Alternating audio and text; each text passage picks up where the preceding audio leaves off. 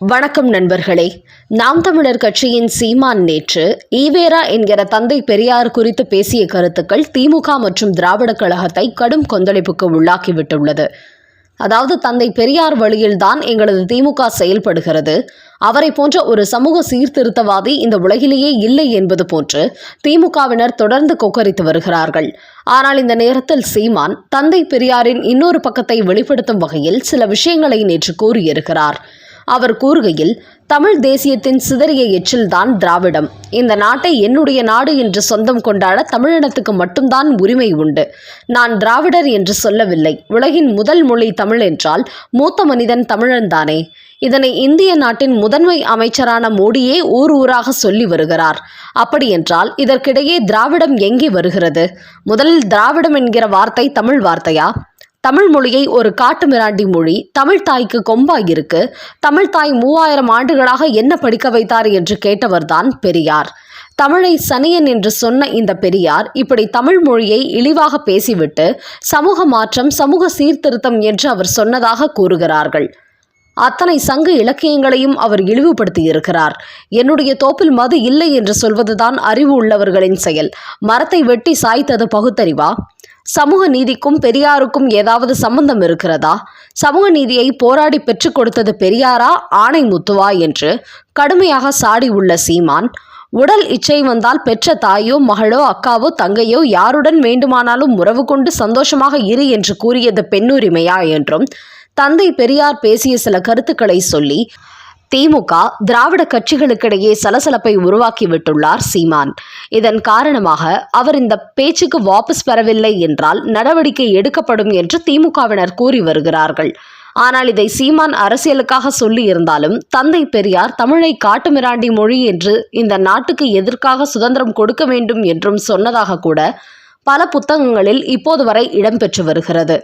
அதோடு கழகத்துக்காரன் ஒரு ஓட்டுக்காக பொண்டாட்டியை கூட கூட்டி கொடுப்பான் என்று திமுக குறித்து தனது புத்தகத்தில் தந்தை பெரியார் எழுதியிருப்பதாக தமிழக பாஜக தலைவர் அண்ணாமலை கோவையில் நடைபெற்ற ஒரு பாஜக நிகழ்ச்சியில் அந்த புத்தகத்தின் பெயரையும் அவர் சொன்ன இந்த விஷயங்கள் அந்த புத்தகத்தில் எத்தனாவது பக்கத்தில் இடம்பெற்றிருக்கிறது என்பதையும் பொதுவெளியில் கூறியிருந்தார் என்பது குறிப்பிடத்தக்கது.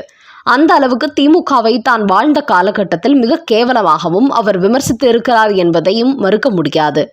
அதோடு தந்தை பெரியாருடன் ஏற்பட்ட கருத்து மோதலில்தான் திராவிட கட்சியிலிருந்து வெளியேறி திமுகவை அண்ணாதுரை ஆரம்பித்தார் என்பது அரசியல் வரலாறு.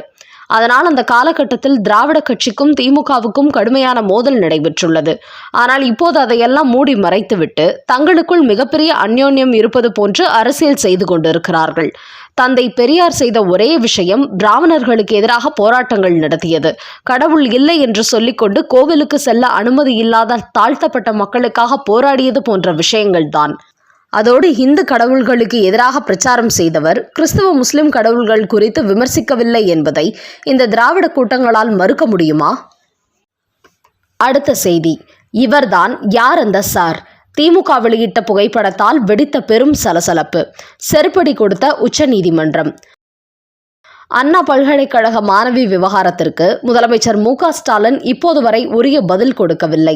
அதன் பின்னணியில் இருக்கும் நபர்களை கண்டுபிடித்து சரியான தண்டனை கொடுப்போம், இனிமேல் இதுபோன்ற சம்பவங்கள் நடக்காமல் தடுப்போம் என்று உத்தரவாதம் கொடுப்பதற்கு பதிலாக அதிமுக ஆட்சியில் நடைபெற்ற பொள்ளாச்சி சம்பவத்தை விடவா இது ஒரு மோசமான சம்பவம் என்பது போன்று மு.க. ஸ்டாலின் இதை வைத்தும் அரசியல் செய்கிறார். அந்த அளவுக்கு தன்னை நம்பி வாக்களித்த மக்களுக்கு ஒரு பொறுப்பான முதலமைச்சராக இருக்கிறார். அதாவது, அதிமுக ஆட்சியில் நடந்ததை விட மோசமான சம்பவம் திமுக ஆட்சியில் எதுவும் நடந்துவிடவில்லை என்றும் இவர் வியாக்கியானம் பேசுகிறார். அதிமுக ஆட்சியில் நடந்தாலும் எங்கள் ஆட்சியில் அதுபோன்ற சம்பவங்களை நடக்க விடாமல் தடுப்போம், குற்றவாளிகளை கடுமையாக தண்டிப்போம் என்று இவர் சொல்லி இருந்தால் ஒரு நேர்மையான முதலமைச்சர், நல்ல முதலமைச்சர் என்று சொல்லலாம். ஆனால் இவரோ இந்த விவகாரத்தில் விசாரணையை நடத்த விடாமல் தடுக்கிறார். அதற்கு எதிராக கேள்வி கேட்பவர்களுக்கும் உரிய பதில் கொடுக்காமல் நீங்கள் என்ன யோகியமா என்பது போன்று பேசி அதை திசை திருப்ப பார்க்கிறார். குறிப்பாக தமிழ்நாட்டில் திமுக ஆட்சியை பொறுத்தவரை தங்களுக்கு மக்கள் மத்தியில் ஒரு பெரிய அதிருப்தி ஏற்பட்டுவிட்டது என்றால் ஒன்று பாஜக அரசுக்கு எதிராக போராடுவார்கள், இல்லை என்றால் ஆளுநருக்கு எதிராக போராடுவார்கள். அவர்களை வைத்துதான் தமிழ்நாட்டில் திமுகவின் அரசியல் நடந்து கொண்டிருக்கிறது.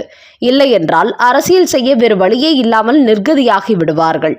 இந்த நிலையில்தான் நேற்று திமுகவினர் செய்த ஒரு செயல் ஒட்டுமொத்த பொதுமக்களையும் கொந்தளிப்புக்கு உள்ளாகி இருக்கிறது.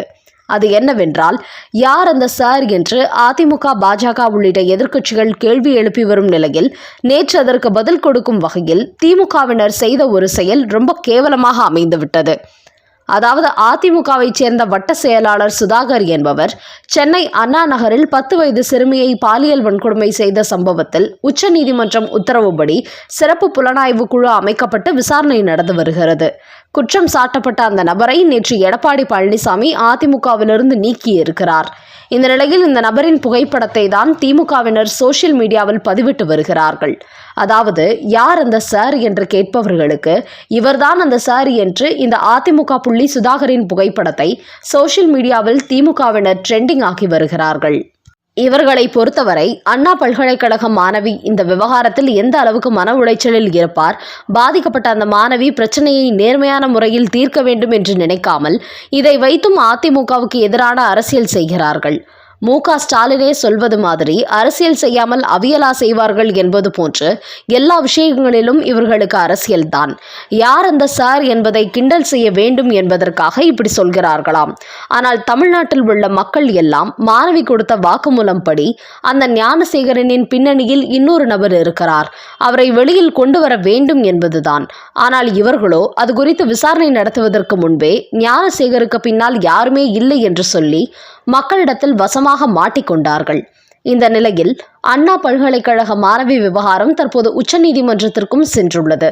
அது குறித்து விசாரணை நடத்துவதற்கு சென்னை உயர்நீதிமன்றம் உத்தரவிட்ட நிலையில் சிபிஐ விசாரணைக்கு உத்தரவிட வேண்டும் என்று உச்சநீதிமன்றத்தில் ஒரு ரீட் மனு தாக்கல் செய்யப்பட்டது. ஆனால் அதை எதிர்த்து திமுக சார்பில் ஒரு மனு தாக்கல் செய்தார்கள்.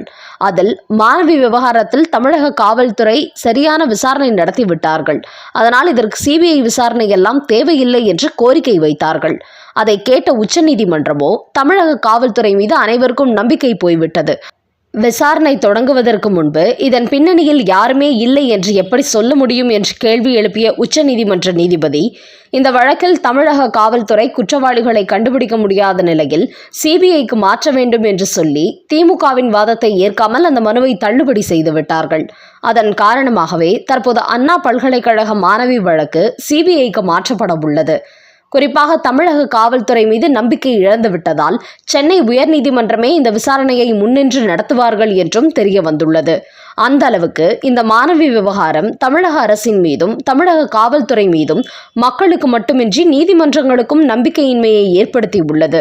இதற்காக தமிழக முதலமைச்சர் மு.க. ஸ்டாலின் மார்த்தட்டி பேசுவதை தவிர்த்து வெட்கி தலைகுனிய வேண்டும். நண்பர்களே, ஈவேராவின் பின்னணி ரகசியம் குறித்து சீமான் கூறிய கருத்தும், அதற்கு எதிராக திராவிட கட்சிகள் கொடிபிடிப்பது குறித்தும், மாணவி விவகாரத்தில் ஞானசேகரனை தொடர்ந்து பின்னணியில் யாரும் இல்லை என்று தமிழக காவல்துறையை வைத்து அந்த வழக்கை முடிவுக்கு கொண்டு வர திட்டமிடும் தமிழக அரசின் மனுவை தள்ளுபடி செய்து மு.க. ஸ்டாலினுக்கு உச்சநீதிமன்றம் அதிர்ச்சி கொடுத்திருப்பது குறித்த உங்களோட கருத்துக்களை கமெண்ட் பாக்ஸில் பதிவிடவும். நன்றி, வணக்கம்.